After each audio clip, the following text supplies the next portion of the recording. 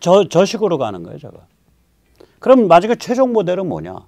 통제 및 인권유린, 부패 독재 자본주의 침체예요. 자, 통제 및 인권유린, 부패 독재 자본주의 침체. 이걸 뭐라고 불러야 돼? 까마득한 선배 세대가 기억하는 그런 공산주의가 아니에요. 이거 뭐냐면 소프트 전체주의예요. 소프트 전체주의예요. 제가 왜 소프트라고 표현하냐면 최소한 빤스는 내 거잖아. 최소한 새빵은 내 거잖아요. 이 진짜 공산주의에서는요. 빤스는 물론이와 그 생명도 국가의 것이에요. 왜냐? 북한을 예로 들면 사회정치적 생명은 수령이 부여하신 것이고 생물학적 생명은 무의미하다니까. 개체로서의 생명은 무의미하다. 오직 존재하는 건 사회정치적 생명만이 존재하다. 근데 그건 수령이 부여하셨다. 수령의 국가의 소유물인 거예요. 그래서 제가 가끔 말씀드리지만 진짜 공산체제에서는 숙청을 하잖아요. 그러면 죽이거나 수용소를 보내거나 아니면 고위직인데 어느 저기 시골 그 산간 오지에 저수지 뭐 관리인 이런 걸 보내요. 셋 다 안 하면 그냥 죽는 거예요. 집도 없고 저것도 없어요. 우리 저거 똑같잖아요. 저 스탈린 때 스탈린이 이제 그 저기 일제가 소련을 침공하냐 중국 본토로 침공을 내려가냐를 가지고 하다가 일제가 소련 침공해봐야 추운 데 가서 먹을 것도 없고 중국을 다 먹어. 그래서 중국 쪽으로 치고 내려간 게 37년도 9월인가 되죠. 7월인가? 7월이구나. 로구교 사건인가 뭔가 해서. 중일전쟁. 그러니까 딱 스탈린이 우리 좋아. 역시 일제는 눈치가 있어. 스마트하구만. 우리랑 쟤들이랑 이제 잘 지내야지. 이제 됐네. 이제 평화체제네. 오케이. 어떻게 잘 지낼 건데. 그거 자꾸 일제랑 싸움 붙이려는 애들 있잖아. 저기 블라디보스토크 근처에 몰려 사는 그 고려인들 말이야. 걔들 그 골 아프거든. 물론 우리 혁명 때 걔들이 아주 충성스럽게 초기 볼셰비키, 극동 볼셰비키를 했지. 그거 때리고 지금 계산해야지. 그 20년 전일 갖고 지금 뭐. 오케이. 그럼 쟤들 어떻게 해야 돼? 일단 저기 그 지식인들이 자꾸 들쑤시고 다니니까 지식인들 불러내갖고 한 3,000명 총알 먹여서 죽여. 나머지 한 20만, 10만 그거 그냥 뭐 되는 대로 눈치 빨라서 짐 챙겨 갖고 나온 놈은 트렁크 한두 개 갖고 나오라 그러고 아니면 그냥 홑겹 입고서 지금 초여름 바람 분다고 좋다 그래서 홑겹 입고 나온 놈은 그냥 끌고 가서 그냥 그 열차에다가 태워서 보내. 열차 객차가 부족한데. 이 사람이 뭐 객차만 타고 가나. 그냥 화물차에다가 콩나물 언뜻이 다 실어서 가면 되는 거야. 사람하고 콩나물하고 별로 차이 없어. 열차 끌어다가 그냥 저기 우즈베키스탄, 카자흐스탄 황량한 사막에 갖다 부은 거예요. 굶어 죽든지 몸 팔아 살든지 둘 중에 하나예요. 얘들 그런 애들이에요. 얘들. 그러면 이제 뭐냐면은 이런 전체주의에 비해서 최소한 빤스는 내 거 아니에요. 내 전자밥통은 내 걸 거 아니에요. 저기는 그게 인정이 안 돼요. 진짜 공산체제는. 전자밥통 국가 거야 임마. 제 생명은 제 겁니다. 야 개체의 생명 그거 착각이야 임마. 퍽. 모택동 주석께서 부여하신 중국식 사회주의 체제가 너를 기르고 입히고 먹여주신 그 사회정치적 생명만 생명이야. 너 나와. 빵. 어린애들한테 개체의 생명이 얼마나 더덥고 오직 유일하게 유의미한 거는 사회정치적 생명뿐이다를 가르쳐줘야지. 그러면은 공개 총살하는데 맨 앞줄 저기 총살에 가슴에 총 맞으면 퍽 피 튀어서 딱 미치는 거 거리에 거기는 5살에서 10살짜리 애들만 먼저 앉혀. 우리가 어린이를 존중해야 될 거 아니야. 이게 진짜 공산체제예요. 과거에 고전적. 지금은 소프트 전체주의입니다. 이렇게 보면 뭐 시장체제야. 세계 시장에도 막 나가고 물건 나가고 그거 줄 잘 탄 놈은 떼돈 벌어서 뭐 저기 포르쉐도 몰고 다니고 뭐 페라리도 몰고 다니고 람보르기니도 몰고 다니고 뭐 잘 나가는 놈끼리 남녀끼리 눈 맞아서 바람도 피고 뭐 난리가 아니에요. 이렇게 보면은 자본주의 같아. 근데 뒤로 보면은 디지털 전체주의로 완전히 사람을 통제하고 있어요. 그리고 재원과 부의 분배, 기회, 이건 완전히 부패 독재 자본주의예요. 부패 일당 독재 자본주의. 사연을 침체하고. 이게 뭐냐고, 이게. 이거를 저는 그 소프트 전체주의라고 부릅니다. 21세기는 소프트 전체주의입니다. 소프트 토탈리테리아니즘. 우리가 알던 클래식 공산주의는 끝났어요. 저는 끝났다고 봅니다. 그런데 한국의 경우에는 이게 북한이란 존재가 있는 거라. 그리고 북한이 중국의 큰아들이고 대한민국은 중국의 둘째 아들이에요. 이제 둘째 아들 될 판이야. 근데 둘째 아들이 몸집이 커갖고 큰아들 백벤치 시키고 자기가 큰아들 하겠다 그래. 그래서 문재인은 가서 중국은 태산이고 한국은 그 앞에 있는 조그만 동산입니다. 이렇게 말을 했고, 우리 존경하는 돌아가신 박원순 시장께서는 일찌감치 같은 사정을 간파하시고 중국에 가셔서 대한민국은 말궁둥이에 붙은 파리 같은 존재죠. 말이 없다면 파리가 어떻게 말리를 갑니까? 이렇게 말씀하셨죠. 저는 근데 박원순 시장이 조금 그 점을 잘 모르셔서 그런 것 같아요. 마국간에 가보면요, 말궁둥이에 파리가 직접 못 붙습니다. 잘 안 앉아요. 말궁둥이에 말라붙은 똥딱지가 있고 그 똥딱지 위에 파리가 앉아 있어요. 그러니까 박원순 시장님의 고매하신 그 통찰을 백모가 조금 수정할 수 있다면 건방지게 한국은요, 말궁둥이에 눌러붙은 똥딱지 위에 앉은 파리 같은 존재죠. 그 똥딱지 향기 맡으면서 같이 말궁둥이에 올라앉지 않으면 어떻게 파리 같은 미천한 것들이 말리를 갑니까? 라고 위대하신 우리 후아시에, 화하, 여름 맞죠? 그 하나라는 이제 사망오제를 뜻해요. 그러니까 은상 전에 이 충화, 후아시아에 충성맹세를 하시겠죠. 자, 그래서 한국은 그 소프트 전체주의 중에 특별히 좀 위험한 케이스예요. 그러나 전체적으로 보면 틀은 소프트 전체주의로 봐야 된다. 고전적인 공산체제, 고전적인 공산혁명이 아니다. 쟤들 그렇게 멍청하지 않다. 쟤들은 극도로 배부른 아주 타락한 부패한 물질주의에 오염되어 있는 자들이다. 저기에는 나차예프도 없고 레닌도 없다. 저는 그렇게 말씀드리고 싶습니다. 자, 그러면 이제 우리가 미국도 봐야 된단 말이에요. 이게 굉장히 한심한 미국 글로벌리스트 민주당이에요. 영국 의회 전원이 바이든 규탄했다는 거 우리 신문에 아마 보도 안 됐을 거예요. 영국 MP라고 그러죠. Member of Parliament. 의회 전원이 바이든을 규탄했어요. 영국은 상하원제가 좀 다르죠. 그래서 사실은 하원이 힘이 있는 집단이죠. 미국처럼 상원이 그렇게 정확한 룰에 의해서 뽑혀서 나가는 상원이 아니에요. 하원이 영국은 절대적입니다. 바이든을 규탄했습니다. 바이든 어록, 아프간 군대는 세계 최강. 이게 뭐 제가 기억하기로 조선일보, 동아일보, 중앙일보가 인쇄된 후로 최초로 바이든 까는 소리가 났어요. 지난 100년 동안. 이게 조선인가 동아에 나온 소리인데요.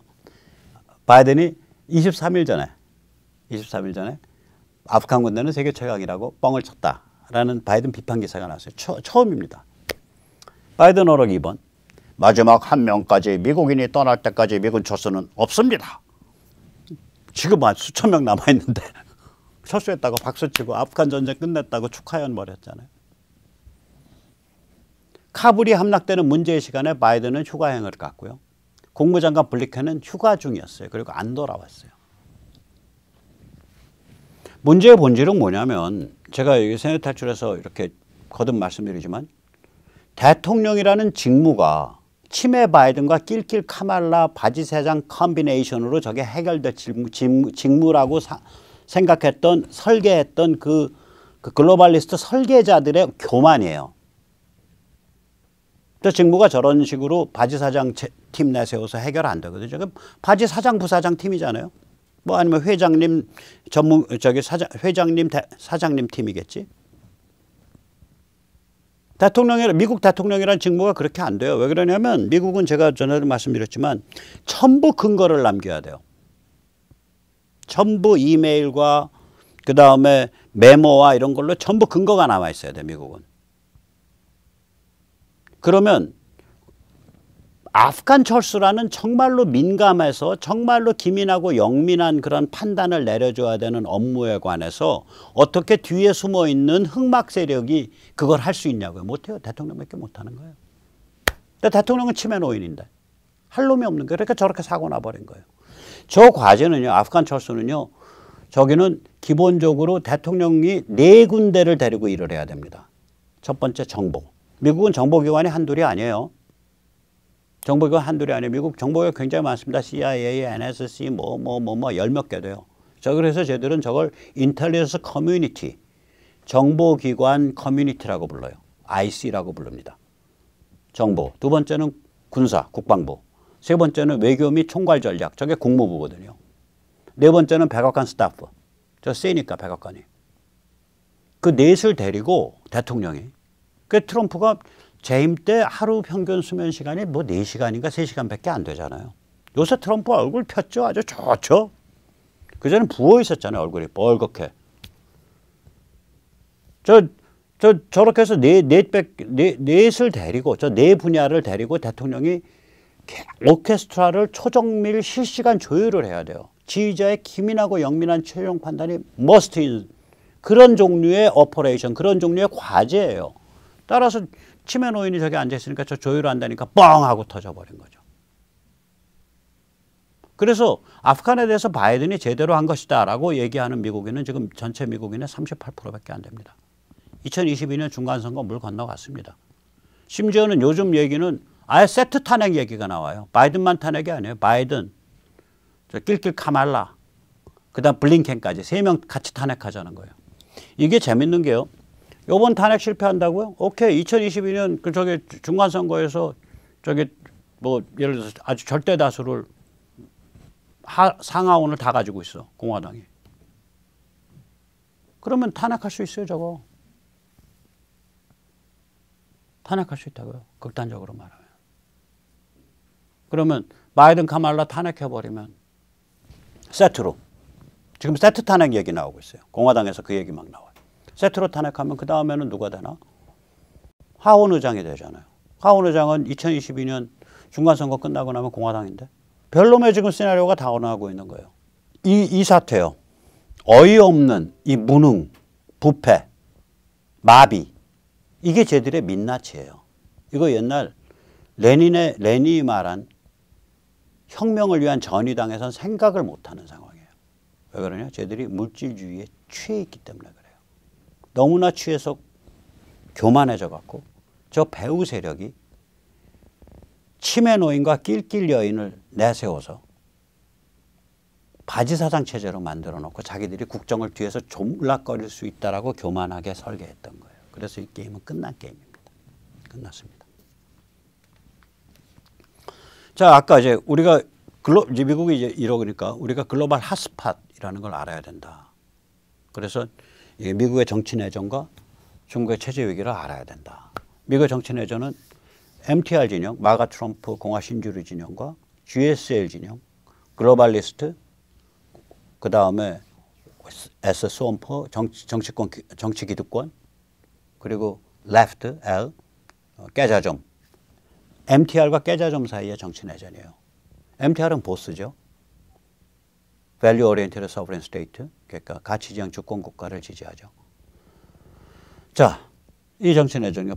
중국이 체제 위기라는 거를 우리가 이걸 제일 생생하게 지금 매일매일 전해드리고 있는 거는 박상우의 문명 개화입니다. 제가 참 좋아해요. 참 좋아해요. 박상우 대표 하는 거 차분하게 재미있고 구수하고 말도 좀 떠듬떠듬 하는 것 같으면서도 딕테이션, 그러니까 발음이 명확해요.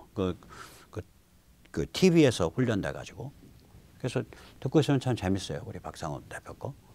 그 제가 어저께인가 말씀드렸잖아요. 공산 전체주의가 유지될 수 있는 길은요. 주체적 고립을 통해 반문명 속으로 주저앉아 버리면 유지돼요. 북한이 그래요. 이란이 그래요. 베네수엘라가 그래요. 북한은 이 중에 자원이 전혀 없어서 굶어 죽죠. 베네수엘라는 자원 풍부합니다. 20세기 초에 저게 세계에서 4번째로 잘 살던 나라예요. 7, 8번째로 잘 살던 나라가 아르헨티나예요. 남미는 그때 세계에서 10위권 안으로 잘 사는 나라가 수두룩했어요.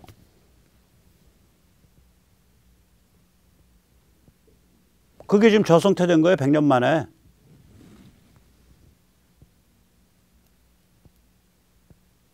주체적 고립을 통해 반문명에 주저앉으면 전체주의 체제가 유지돼요. 그런데 문명 발전 경쟁을 하면 자기 모순으로 내파해버려요. 소련이 딱 저거잖아요. 소련은 처음부터 경쟁 모드예요. 그래가지고 소련식 모델 성공입니다. 성공입니다. 저렇게 하면은 현대 문명은 확실하게 장악할 수 있습니다. 앞으로 인류의 미래는 소련에 의해서 아마 정해질 겁니다. 소련이야말로 인류 미래의 거식입니다. 이렇게 해서 전부 전 세계 거의 모든 지식인, 물론 우나미승만은 완전히 다르지만 완전히 소련이 홀가닥 넘어가서 그 상태까지 언제까지 갔냐? 1940년대까지 갔어요. 이게. 왜 그러냐면 그때만 해도요. 이 자유진영의 기술이라는 게 결국 기계, 뭐 정밀기계 이런 거에 의존해 있었다고. 화학, 그 전통적 단계예요. 그러니까 그걸 싸워볼 수가 있어요. 지금은요, 요만한 정말 요만한 아주 작은 편의점 안에도 상품이 3천 정도 들어가요. 거기 어마무시한 정보 시스템이 현장에도 있고 바깥에도 있어요. 이런 거는 해보질 못해요. 소련은. 문명 발전 경쟁을 하면, 그러니까 소련은 처음부터 문명 발전 경쟁 모델로 들어가면 골로 가는 거예요, 저건. 그러다가 저게 이제 50년대, 60년대 되면 이제 소련 끝났다, 경쟁 못 한다라는 게 판정이 돼요. 그리고 결국은 80년대 말쯤 되면 이제 헥헥거리는 틈에 동구권 빠져나오고 소련 자체는 91년에 무너지죠. 이 자기 모순이 있다고요. 전체주의, 공산 전체주의 체제가. 문명 발전 경쟁하면 전체주의 체제는 자기 모순에 의해서 주저앉습니다. 전체주의 체제가 안 앉으려면 문 닫아 걸고 반문명으로 확 돌아가면 돼요. 북한같이, 베네수엘라같이, 이란같이. 그러면 안 주저앉아요. 그 다음에 뭐 아프간같이 반문명으로 확 돌아간 다음에 아편 좋아, 대마 좋아 해서 아편, 대마 음으로 계속 밀수출하면은 잘 살아요, 나름. 그럼 답 없는 거예요, 그렇게 되면. 자, 그런데 이제 북한은요, 이건 뭐 아편, 대마도 안 되고, 뭐 중국과 너무 물려 있어서 중국이 쪼그라들면은 저건 북한은 내파해버려요. 그러면 이제 중국은 어떤 상태냐? 문명 발전 경쟁을 하고 있잖아요. 그럼 저건 자기 모순에서 내파예요. 한계에 달한 자기 모순이 있습니다. 일단 환경 오염이 지금 한계점에 달해 있습니다. 그건 시진핑의 발언이에요. 그 다음에 내부식 민지 저임금 저소비. 즉 다시 말하자면 뭐 예를 들면 귀주, 티벳은 더 말할 것 같고요. 아마 티벳과 후지안, 복건과의 혹은 광동 해안 지역과의 평균 주민소득 차이가 한 10대 배 날 거예요. 그 얘기는 무슨 얘기냐? 우리로 치면 저기 어디 남해안 농촌마을 가면 평균 소득이 연 $1,000란 소리예요. $2,000. 캄보디아만 못한다는 소리예요. 여기는 휘황찬란하게 돌아가고 우리 안 그렇잖아요. 어떤 문화적 액세스나 사람끼리 우글우글 모일 수 있는 기회 이런 것들 때문에 거기 살지. 제가 아는 케이스만 해도 농촌 가서 땅 왕창 빌려가지고 아주 얕게 해서 지금 벤츠 타고 돌아다니는 사람이 한둘이 아니에요. 이 신토부리 먹거리가 너무 비싸가지고 신토부리 먹거리가 너무 비싸서 전기할 줄 알고 농기계 만질 줄 알고 이 작물 기르거나 가축 기를 줄 알고 이러면은 그 노하우 세트를 가지고 농촌에 가서 제대로 설계를 하면 연평균 한 1억 소득을 하죠. 이것저것 떨더라도. 근데 그 기술 세트를 익히는 게 쉬운 일이 아니죠. 자, 그래서 지금 내부식 민지 저임금 저소비가 이제 한계에 도달해 있다고요. 인구 절벽 한계에 도달해 있죠. 부패와 계급 차이 한계에 도달해 있죠. 저거 막아보려고 저 계급적 불만감 막아보려고 지금 중국이 해외여행을 못하게 닫아 걸었잖아요. 그래서 올해 중국의 그 여권 신규 혹은 갱신이 2%인가 밖에 안 돼요. 예년에. 그 다음에 부패 일당 독재에 의해서 부실금융 빚더미가 엄청나게 부풀어 오르고 있고. 한계에 도달한 모습이에요. 저것 때문에 시진핑이 이제 극좌 표류를 하죠. 저거 박상호 대표가 요새 잘 전해주고 있죠. 매일매일. 연예인 때려잡고, 기업가 때려잡고, 상류층 때려잡고, 뭐 때려잡아서 뭐 항저우인가 뭐 거기서는 2만 5천 명 공무원 전체 전수 지금 감사 수사에 들어가 있고 뭐 이런 무지막지한 짓을 한다고요. 부를 나눠야 된다 그러고. 이재명 같은 소리를 해요. 이재명한테 배운 것 같아. 그러면 상류층 내부에 적을 양산하고 있어요. 저렇게 되면 상류층이 사보타지를 해요. 상류층이 너 뭐 먹어봐라 하고서 어깃장 나와버린다고요.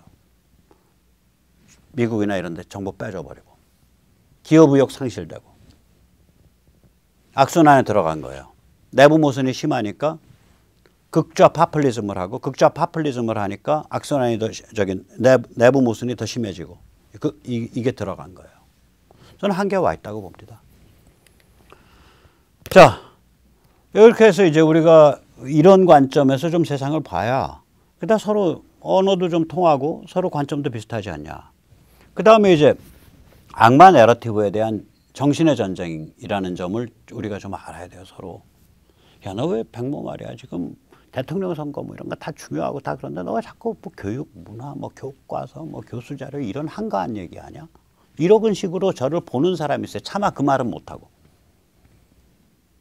제가 그런 분한테 하고 싶은 말은 그거예요. 당신 이게 그냥 전쟁 같아? 그냥 권력 전쟁 같아? 아니야. 정신의 전쟁이야. 이 정신의 전쟁을 우리가 제대로 건드리질 않으면 권력 다시 잡아봐야 말짱 꽝이야. 저들의 내러티브 구조는 P2VF입니다. PVVF예요. P는 뭐냐? 퍼스펙티브, 관점입니다.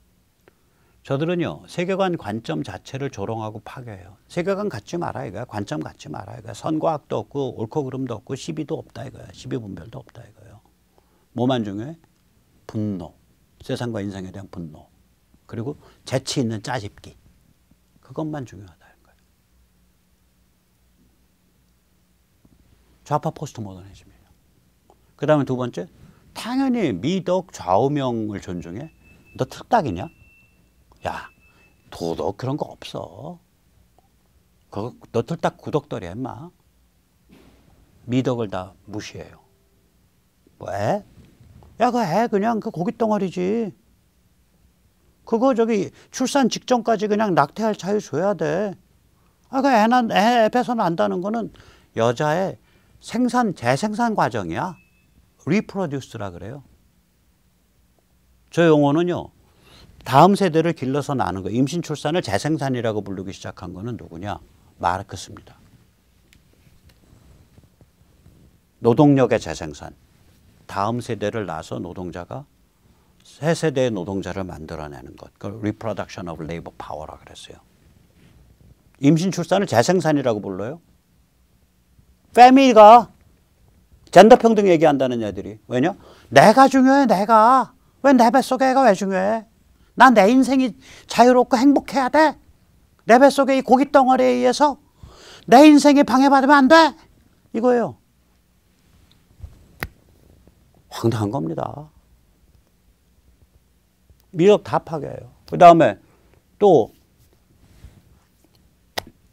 value 다 파괴하죠. 현대 문명에서 살아가기 위해서 우리가 어떤 가치 세트를 가져야 되냐. 야, 너 지금 뭔 소리 하냐? 너. 근데 이 도덕을 다 파괴하려고 문맥과 의미를 다 비틀어 버리죠. 전부 비틀어요.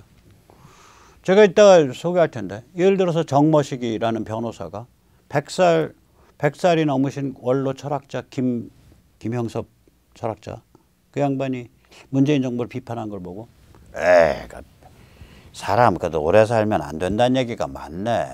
아, 그 사람 뭐 예수라는 책을 썼더만 그 사람 독실한 기독교 신자라는데 지는 배부르고 뜨뜻하게 100살 넘게 살면서 그 민중과 불의한 거에서 나온 우리 예수가 30대 초반에 숨진 것을 그 자기 인생 부끄러운지도 모르고 어떻게 예수라는 책을 써.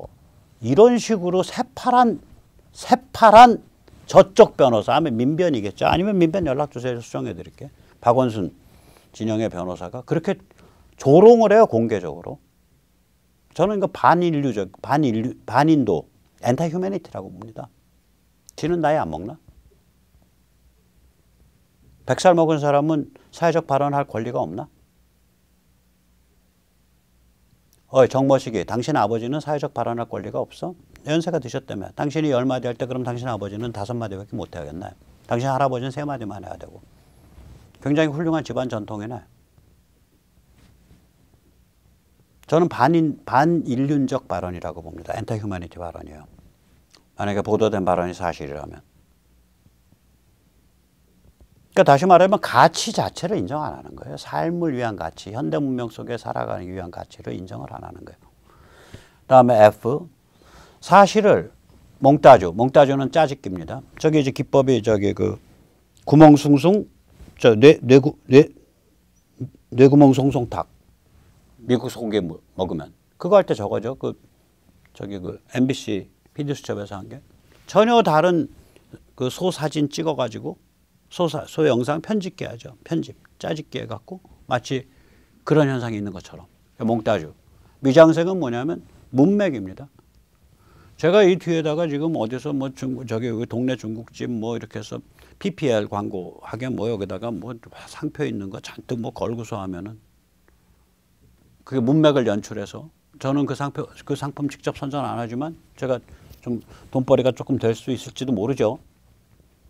그러니까 어떤 화면 속에 이미지 속에 이것저것 이렇게 늘어나가지고 그 문맥을 조작해 버리는 거. 이거 미장센이라 그럽니다. 그러니까 몽따주와 미장센으로 사실을 은폐해 버리죠. 묻어버리는 거예요. 몽따주와 미장센 속에. 사실 묻어버리기. 이는 뭐냐? exaggeration, 과장이죠. 사소한 흠결과 잘못을 과대 포장해서 공격하는 것. 이 수법은요. 우리나라 586 수법하고 똑같습니다. 우남이 승만 말이야. 서울 시민 다 죽어라 그러고 대전으로 혼자 도망간 놈. 다른 거 다 필요 없어. 그 얘기야. 다른 거 다 필요 없어요. 그게 어떤 커뮤니케이션 미스에 의해서 그렇게 나올 수 있거든요. 의도하지를 않았는데 먼저 번에 틀라고 이 시점에 틀려고 해놓은 게 실제로는 기차 타고 가면서 간 다음에 틀어진 그럴 수도 있는 거예요. 그리고 당시의 서울 인구라는 게 제가 안 따져봤지만 아마 한 30만 밖에 안 됐을 거예요. 그러니까 요새 수도권 강북 수도권 거기서 1,500만이 사는데 그걸 다리가 하나인데 그 다리 끊어버리고 혼자 튀었어? 이거랑 다르단 말이에요. 사소한 흠결을 가지고 우남의 전체 인생 전체를 부정해버리고 그걸 과대 포장하는 닭깎기 마사오 말이야. 그거 저기 뭐 만주 혈서 쓴 사람 아니야? 일단 혈서 썼는지 안 썼는지가 잘 몰라요. 실물이 없어. 누가 언급했냐? 조갑자 선생이 언급했어요. 난 조갑자 선생 그 무슨 닭깎기 마사오 혈서 사건, 박원순 아들 변호사 그 옹호 사건, 그 다음에 5.18에 북한의 입김이 없었다. 저는 예를 들어서 북한의 대대적인 무슨 뭐 예를 들어서 1,2,4군 부대 무슨 저기 뭐야 김신조 스타일의 그런 특수작전 부대가 뭐 수백 명 했다. 저는 그거는 잘 안 믿지만 굉장히 고도로 훈련된 정예 요원들이 침투해 있었다라고는 생각을 해요. 고첩과 결합해서. 안 그랬으면 김정일 자살했어야지. 그 좋은 기회를 아무것도 안 하고 있었으면. 그 통전부 자살했어야죠. 다 숙청하고. 또 자기들 발표는 그렇게 했다고 얘기하잖아요. 물론 그렇다 그래서 요새는 말 조심해야 돼요. 그렇다 그래서 그것에 의해서 모든 게 연출됐다라고 저는 그 얘기는 아니에요. 제가 이제 문제시하는 건 예를 들면 야, 왜 카빈으로 죽은 사람이 많냐 그렇게. 그리고 등 뒤에서 총 맞아 죽은 사람들이 그렇게 많어. 그리고 왜 금남로에 그 도민 집회에 나와가지고 내 딸이 유방이 잘렸습니다. 내 며느리가 배가 갈렸습니다라고 울부짖던 아주머니들은 어디 갔어? 5.18 유공자의 그 아주머니도 혹시 있어 없어? 그리고 왜 그렇게 장기수들 비전향 간첩들이 우글드글한 그 당시에 이제 각하동에 있었어요. 광주교도소가 지금 이사 갔지만 그게 광주 그 바로 외곽이에요. 담양 나가는 길. 거기 교도소를 왜 그렇게 습격한 거야? 집요하게 3번, 4번. 좀 이상하잖아, 칼라가. 전 그런 게 의문이에요. 그리고 어떻게 삐삐도 없고 휴대폰도 없는데 한날 한시에 비포장도로가 잔뜩 있는, 비포장도로란 건 시간당 승용차로 달려도 20km 안 나옵니다, 평균. 그 전남 각지에 있는 그 예비군 무기도로 어떻게 삐삐도 없고 휴대폰도 없는데 한날 한시에 털을 정도로 그런 정교한 작전은 도대체 어디서 나온 거야?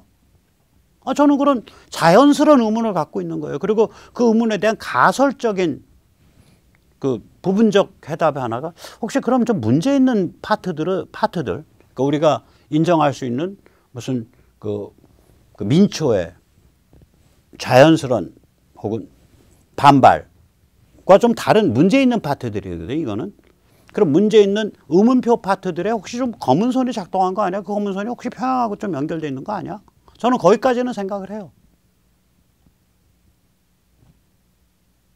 그렇다 그래서 이쪽 파트, 그러니까 그냥 민초의 자연스러운 반발 자체가 뭐 무의미했다, 그게 범죄다, 그 주장은 아니에요. 좀 교활한 주장이죠. 뭐 교활하다고 생각하셔도 됩니다. 자, 어쨌거나 그래서 이제 이게 뭐냐면은 아까 쟤들이 이런 내러티브 구조가 이렇게 황당하다고요. 이게 부분을 가지고 부풀려 갖고 상대방을 공격하고 사소한 흠결을 부풀려서 몽따주와 미장센을 써가지고 사실을 묻어버리고, 그 다음에 우리의 현대 문명 속에 어떤 식으로 살아가야 돼라는 것에 관한 가치 판단 기준을 전부 조롱하고 파괴해버리고, 미덕과 좌우명을 조롱하고 파괴해버리고, 세계관과 관점을 가지려고 시도하는 것을 조롱하고 파괴해버리고, 대신 오직 분노와 짜깁기만으로 너의 머리와 영혼을 채워라. 차라리 반쯤 썩은 개밥 꿀꿀이죽으로 식당에 차려놓고 매일 먹으면 건강식 된다라고 말씀하세요. 저는 그런 식으로 영혼과 머리를 채울 생각이 없습니다. 자, 그래서 저들의 내러티브의 구체적인 내용은 CRT, 기후변화, 젠더 평등이에요. 그리고 여기 한국 오면 그게 친일파와 우리 민족 이런 게 붙습니다. 그러면 우파 보수의 과제는 뭐냐? 궁극적 과제는 결국 정신과 가치의 정립이에요. 우리가 정신과 가치가 정립이 안 돼 있기 때문에 이 지경이 난 거예요. 그래서 우파 보수라고 우파는 좀 아닌 것 같고, 보수라고 말하는 것보다는 좀 더 그걸 풀어서 말하면 문명과 삶을 위한 가치지향 진영이에요. 그래서 너 뭐 보수하고 싶어? 가치 보수하고 싶은데요. 그때 무슨 가치야? 현대 문명 속에서 살아가기 위한 핵심 가치인데요. 그게 뭐야? 인마 잘난 체 하지 말고 말해봐. 개인, 자유, 진실 존중, 시장, 민주주의, 신앙 종교에 대한 존중, 이런 가치 세트인데요. 야, 너 좀 휴식해졌다. 우리가 그렇게 나가야 된다 이거죠. 쟤들은 이런 문명 가치를 조롱하고 해체하고 파괴하자는 거예요. 저기는 가치 해체파입니다. 우리는 가치 보수파고. 문명 가치를 해체하면요, 문명을 해체하고 파괴하는 거예요. 곧바로. 자, 그래서 아까 글로벌 3파전, 코리아 3파전 얘기했는데, 우리가 이제 그런 관점에서 또 상황을 봐야 되고요. 그럼 우리 뭐 할 수 있냐? 뭐 할 수 있냐? 지금 우리 진영은요, 아까 제가 말씀드린 3파전이기 때문에 숨을 쉬는 거예요. 이게 3파전입니다. 지금 상태가. 글로벌로도 3파전이고 한국으로도 3파전이에요. 이게 만약에 이게 반공대 공산주의 했었으면요, 벌써, 혹은 뭐 친북 대 반북했으면 벌써 친북으로 다 넘어갔어요. 친중 대 반중 했으면요, 친중으로 다 넘어갔어요. 오히려. 그거 아닙니다. 3파전이에요. 뭐냐면 3파전이에요. 3파전이면 3파전의 승리 비결이 뭔지 아십니까? 3파전의 승리 비결은 정신과 집요함에 있습니다. 정신을 똑바로 차리고 집요하게 버티면요, 요만한 씨앗이라도 계속 유지돼요. 그렇게 해서 떼돈 저기 대박친 놈 있잖아요. 모택동. 일제와 국민당과 공산당 3파전 구도 딱 보고 가만히 쪼그리고 있는 거 아니에요.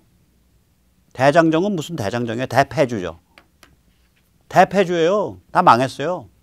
연안 그 산골짜기 가서 몇 명 가서 거기서 숨어서 가만히 쪼그리고 있었던 거예요.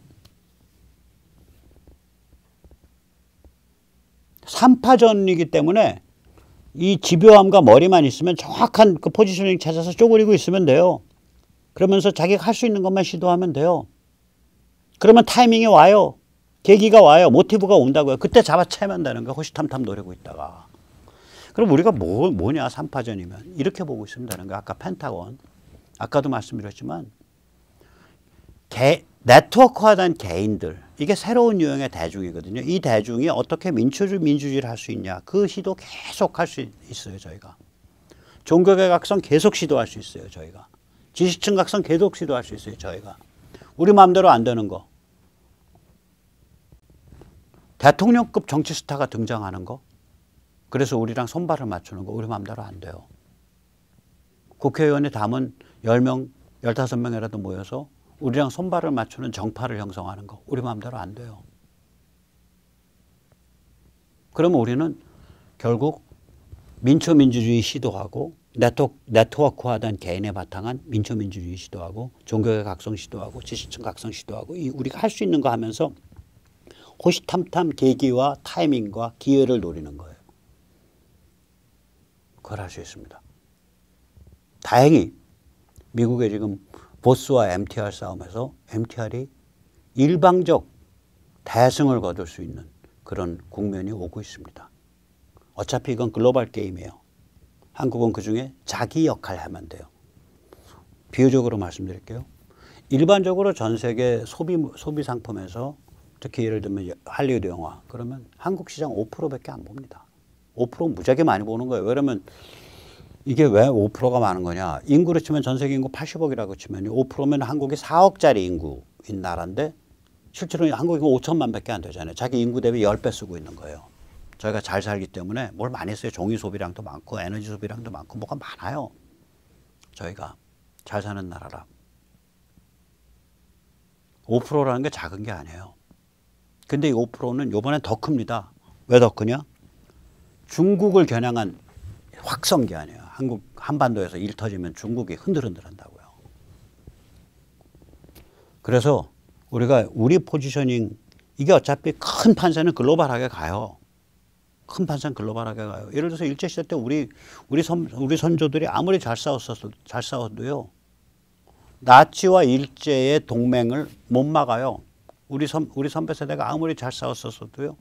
나치의 등장을 못 막아요. 우리 선배 세대가 아무리 잘 싸웠었어도요. 스탈린 체제의 강고화를 못 막아요. 우리 선배가 아무리 잘 싸웠어도요.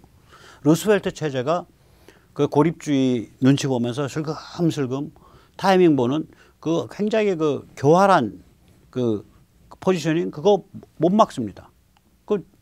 그것 때문에 우남 이승만 우남이 그 복장 터져 돌아가실 뻔했잖아요. 얼마나 복장이 터졌으면 저편 인사이드 아웃 같은 책을 써요. 나 그 책 보면서 이 양반 복장 터져서 안 돌아가신 게 다행이네 그랬어요. 일본 내막기. 이거는 글로벌 게임이에요. 기본적으로 글로벌 게임이에요. 문명의 게임이고 문명의 큰 지금 그 어떤 특이점을 우리가 통과하고 있는 거거든요. 그 안에 우리 몫을 준비해야 돼요. 우리가 감당해야 될 몫을 제대로 감당할 수 있는 준비. 근데 준비하려고 보니까 오각형 만들어야 되나 펜타곤. 만들려고 보니까 두 포인트는 우리 컨트롤 밖이야. 대통령급 정치 스타의 등장, 정파의 형성. 이건 우리 컨트롤 밖이에요. 타이밍과 계기가 와야 돼. 그럼 우리가 오늘 당장 매일매일 할 수 있는 건 뭐냐. 그걸 찾아서 집중합시다. 이런 얘기를 하고 싶고요. 마지막으로 제가 변명 아닌 또 이렇게 이쁘게 나왔어요. 중국은 괴물이다. 예, 이렇게 이쁘게 나왔습니다. 책은.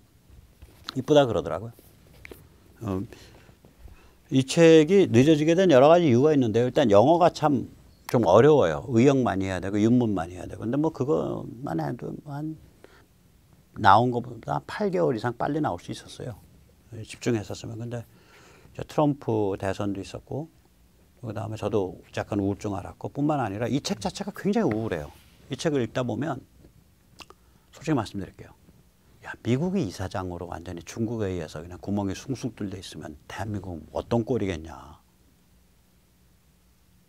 이런 생각 때문에 굉장히 우울했어요. 이 책을 번역할 때. 근데 나중에 이제 미국이 MTR로 정신 차리고 이런 과정을 보면서 제 우울증이 그런 마음을 제가 극복할 수 있게 됐어요. 그래서 제가 좀 스피드를 내서 나중에는 번역을 할 수 있었습니다. 참고로 말씀드리면 미국이 구멍이 뚫린 거는 중국 때문에 반드시 구멍이 뚫린 건 아니에요. 글로벌리스트들이 구멍을 열어준 겁니다. 한국은 다행히 대기업들이 글로벌리스트들이 아니에요. 한국 기반의 제조업에 바탕한 그런 그 기업들이잖아요. 대기업들이. 한국은 대기업들이 글로벌리스트들이 아니에요. 한국은 그리고 옛날부터 중국에 대한 투자가 리스크가 크다는 걸 알고 있어요. 제조업 기반이기 때문에 또 많이 쫓겨났고 많이 밟혔고. 미국은 이 월스트리트, 빅머니, 빅텍, 빅미디어가 완전히 문호를 열은 거예요. 중국에서 쉽게 돈 벌려고. 그리고 뿐만 아니라 이들이 예를 들어 삼성이 우리 같으면 삼성이 SK가 나서가지고 민노총 잘해요. 젠더 평등해요. 동성애 찬양 달 만들어 이런 거 안 하잖아요. 친일파 때려잡아요. 이런 거 안 하잖아요. 기후변화 뭐 해요? 뭐 이런 거 탄소 중립해요. 물론 뭐 SK는 탄소 중립하는지 모르겠어요. 또 포스코는 국가 거니까 탄소 중립하는지 몰라도 그거 다 한 발 물러서 가만히 보고 있잖아요. 저거는 쟤들이 나서서 한다고요. 글로벌리스트 애들이. 현대 문명의 최입니다. 참여하십시오. 하고 떠드는 지식인 뒤에 누가 있냐? 글로벌리스트의 돈이 있는 거예요. 백인 남성으로 태어난 것이 가장 죄스러운 존재로 태어난 것입니다. 참여하십시오. 그 뒤에 누가 있냐? 월스트리트가 있다고요. ESG 게임. Environment, Social Responsibility, 그러니까 환경, 사회적 책임. G는 기업 지배구조. 기업 지배구조 다 열어라 이거요. 사회적 책임 내세워가지고 다양성, 젠더 평등 내세워라 이거요. 인바이러먼트 환경 내세워서 탄소 중립, 기후 변화 떠들어라 이거요. 그걸 월스트리트의 큰 손들이 지금 기업에 대고 푸시하고 있다고요. 말 안 들어? 너희 쪽 다음에 사채 우리 인수 안 해? 협조 안 해? 우리 돈 벌 기회 투자 기회 났을 때 너한테 연락 안 줄 거야. 이 게임이에요 지금. 그러니까 저기는 이 글로벌리스트 이 큰 손들이 이 다이아몬드 숟가락들이 어떻게 하면은 미국과 서방의 주권국가 체제를 약화시킬 거냐라는 게 한쪽. 다른 한쪽은 어떻게 하면은 중국을 키워서 돈 벌고 미국과 서방의 제조업 기반 약화시킬 거냐. 이 계산을 했던 거예요. 요새 조금 달라지고 있지만. 워낙 당해가지고. 그 생각을 하고 나니까 제가 기업 요구 안 하잖아요. 요구 안 하는 이유가 당신들 고생했다. 그 정도면 참 선방한 거다. 무엇보다도 전두환 정부 이래로 우리는 잘 기억 못 하시면 대한민국에서요. 기업이 아주 아작나기 전에 공권력이 투입해서 불법 파업 농성하는 거 해체한 적 있나요? 거의 없습니다. 그게 무슨 뜻이냐? 파업은 불법으로 점거 농성해서 하시고 길거리로 나와서 정치적 불안정을 야기하지 마십시오. 너 나가서 죽어라 이거요. 기업 보고. 그러냐면 일단 정치적 안정이 와야 되니까 또 정권 입장에서는. 그런 세월을 기업들이 견뎌내온 거예요. 그래서 지금 와서 우파에 돈 안 준다, 보수에 돈 안 준다, 전 그런 얘기는 안 해요. 참 많이 뜯기고 살았네, 불쌍하네, 그렇게 생각하죠. 자, 다시 돌아가면 우리는 글로벌리스트가 덜 작동하는 구조입니다. 여기에는 조중동 같은 또는 학계 뭐 이런 데에 있는 글로벌리스트 하수인들만 그러니까 본체가 없어요. 본체. 미국은 본체가 있다고요. 글로벌리스트 본체가. 여기 본체 얘기가 안 나와요. 이 양반도 제도권에서 살아야 되니까 제 후기에 써놨어요. 그래서 제도권에서 살아야 되니까 그 본체 얘기는 그렇게 깊게 안 해요. 그냥 경제적 이익을 노리고 월스트리트가 중국을 많이 키워줬다. 거기까지만 나오지. 이 본체의 의도가 미국과 서방 국가의 주권 국가 체제를 약화시키는 거다라고 의도적으로 그 얘기는 안 해요. 자, 그 감가상각 하시고, 근데 그 진실을 딱 직시하는 순간, 이 책이 말하지 않은 부분을 직시하는 순간 이 책이 덜 우울해지더라고요. 왜냐면 우리한테는 그 본체가 없구나. 그래서 한국이 유지되고 있는 겁니다. 이 3파전에서 그래서 유지되고 있는 거예요. 그러니까 우리가 본체가 없는 글로벌리스트 하수인들 우리가 극복하지 못한다면 우리가 병신이죠. 여기는 글로벌리스트 하수인만 있죠. 정당에 있고 정치인에 있고 지식인에 있고 언론계에 있는 거예요. 정말 뭣도 안 되는 하수인들만 있는 거예요. 본체도 없는 것들이. 본체는 적이 있는데